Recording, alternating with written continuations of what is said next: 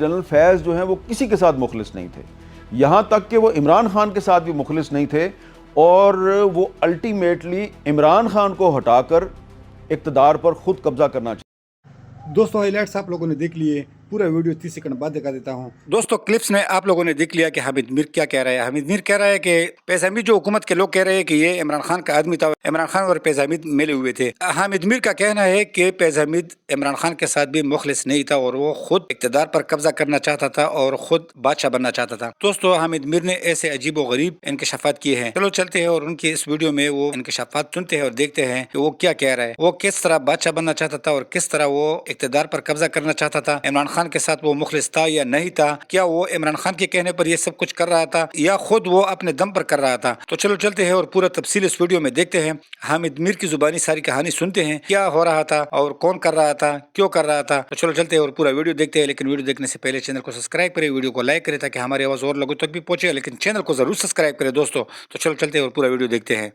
अब आप हो सकता है कि मेरी इस बात को आप समझे कि ये क्या बात कर रहे हैं, ये क्या बात कर रहे हैं जी आप, ये तो मुबालगा रही है। ये मुबालगा रही नहीं है।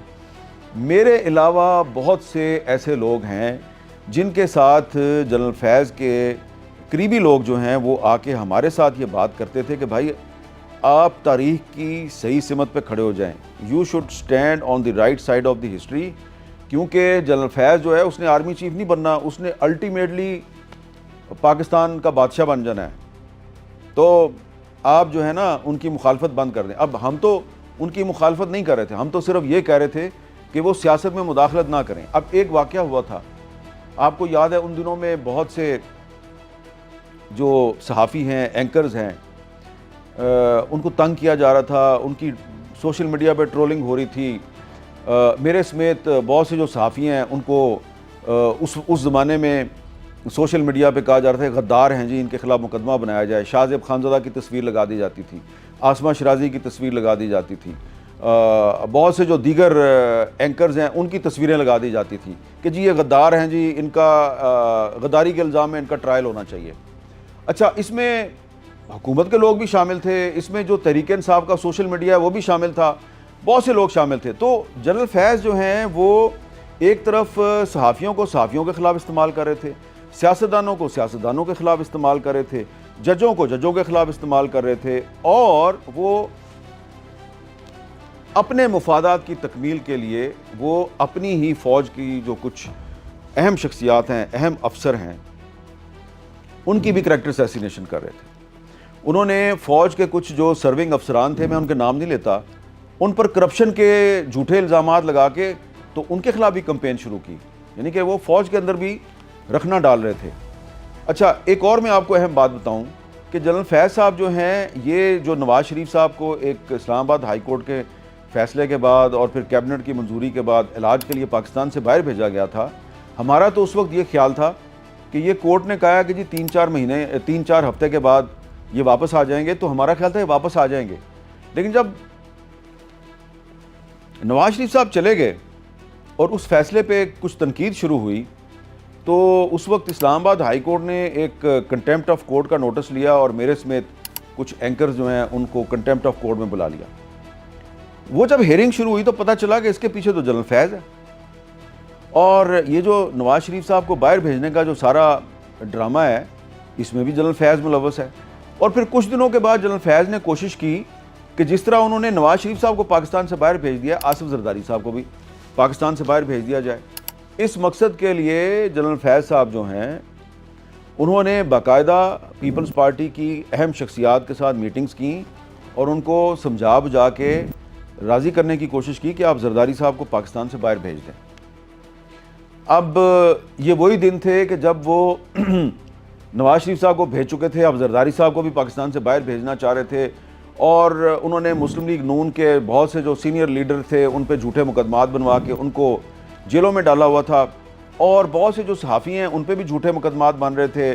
कुछ सहाफ़ियों के घरों में घुसकर तो डाकू बनकर उनको डराया जा रहा था कि जी हम डाकू हैं, लेकिन वो डाकू नहीं होते थे, वो धमकी दुमकी दे के चले जाते थे। और उसी ज़माने में असद तूर जो है उसको भी उनके घर में घुसकर तशद्दुद का निशाना बनाया गया। तो मैं असद तूर को बिल्कुल नहीं जानता था।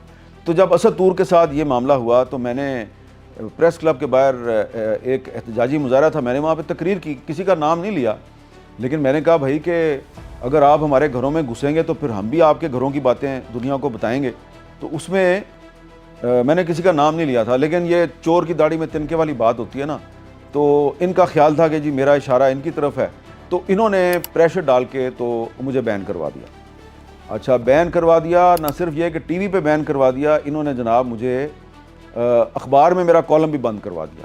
تو پابندی تو مجھ پہ پہلے بھی لگتی رہی تھی، لیکن مشرف دور میں جو پابندی تھی وہ صرف ٹی وی پر پابندی تھی، اخبار میں نہیں تھی. تو یہ جو فیض صاحب نے پابندی لگوائی عمران خان صاحب کے دور حکومت میں، تو ٹی وی پر بھی پابندی، اخبار پہ بھی پابندی.